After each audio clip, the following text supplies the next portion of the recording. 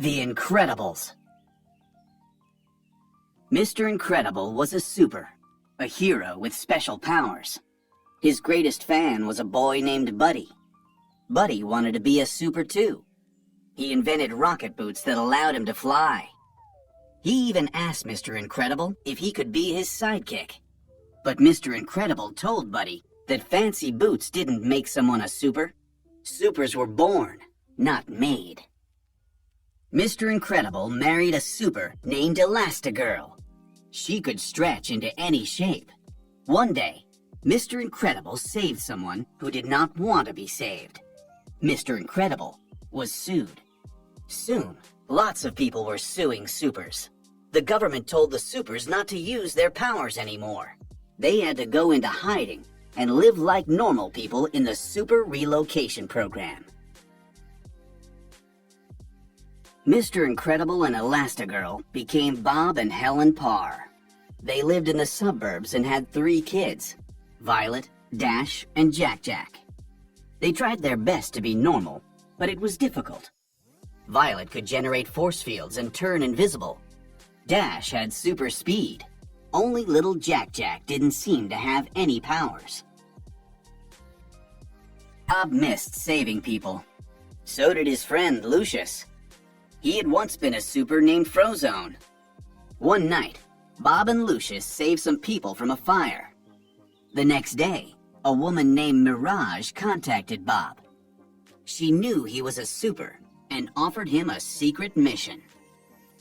Bob knew this was his chance to make a difference. He told Helen he had a business trip and then got on a plane with Mirage.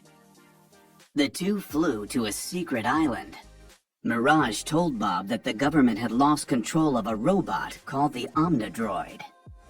Every moment you spend fighting it only increases its knowledge of how to beat you, Mirage said. Mr. Incredible used all of his strength against the Omnidroid. At last, he tricked it into defeating itself. When Mr. Incredible went home, he felt like a new man. He even had his friend Edna Mode design a new supersuit for him. Soon, Mirage contacted Mr. Incredible again. She had another mission for him. But when Mr. Incredible arrived, he learned that Mirage was not all she seemed. Her boss was Buddy, the boy who had wanted to be Mr. Incredible's sidekick. He was all grown up and went by the name Syndrome. Syndrome had invented the Omnidroid to make himself more powerful. He tried to capture Mr. Incredible, but the super escaped. In an underwater cave, Mr. Incredible found the remains of Gazerbeam, a super who had died battling the Omnidroid. Mr. Incredible knew he had to stop Buddy. Back at home, Helen began to suspect that Bob was up to something. She went to visit Edna Mode. Edna was thrilled to see Helen. She'd had so much fun making Bob's new suit that she'd made one for Helen too. In fact, she had made new suits for the whole family. Each suit came with a homing device for handy tracking. Helen put on her supersuit and activated Bob's homing device. As she flew toward the homing signal, she discovered that Dash and Violet had stowed away with her. Just then, a missile hit the plane they were flying on. The plane went down and landed in the ocean. Elastigirl shaped herself into a boat, and Dash used his super speed to power them toward the island where Bob was in trouble. Back on the island, Syndrome had captured Mr. Incredible. From his prison cell, Mr. Incredible listened to the attack on his family. Desperate, Mr. Incredible grabbed Mirage. "Release me now, or I'll crush her," he said. But Syndrome did not care. He knew that Mr. Incredible would never hurt anyone, no matter how upset he was. Meanwhile, Mr. Incredible's family arrived on the island. Elastigirl brought the children to a cave. She told them to stay put, and then left to find their father. Suddenly, a huge ball of fire filled the cave. Dash and Violet fled. The fire was the rocket exhaust from Syndrome's base. He had launched his Omnidroid toward the city. Elastigirl found her husband inside Syndrome's headquarters. Mirage was angry that Syndrome had been willing to let Mr. Incredible hurt her.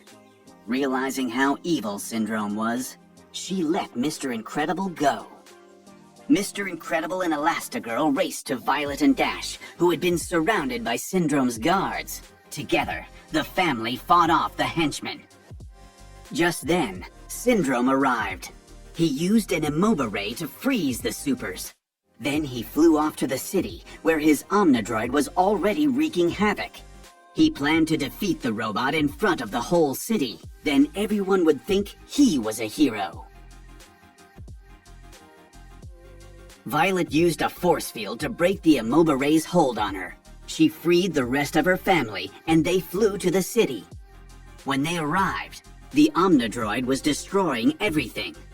Syndrome tried to use a remote control to stop it, but the robot had become too powerful.